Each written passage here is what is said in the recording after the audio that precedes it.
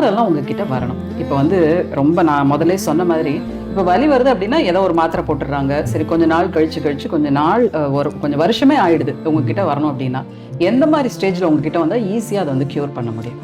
So already சொன்ன மாதிரி தான் ரீஜெனரேட்டிவ் ட்ரீட்மெண்ட்ன்றது நம்ம உடம்புல ஏற்படக்கூடிய காயங்கள். அது வந்து விளையாட்டுனால இருக்கலாம், இல்லை வயதாகிறதுனால இருக்கலாம். ஸோ அந்த காயங்கள் ஏற்படும் போது எந்த ஒரு காயத்தையும் வந்து 3 கேட்டகரியாக பிரிப்போம். Early, moderate, advanced.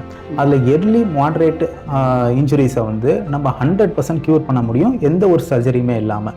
ஆனால் இந்த அட்வான்ஸ் ஸ்டேஜ்னு போகிறப்ப பார்த்தீங்கன்னா இந்த ரீஜெனரேட்டிவோட ட்ரீட்மெண்ட்டோட எஃபிகசி கொஞ்சம் கொஞ்சமாக கம்மியாகிட்டே வரும். ஸோ அந்த 100%ன்றதை நம்மளால் ரீச் பண்ண முடியாது.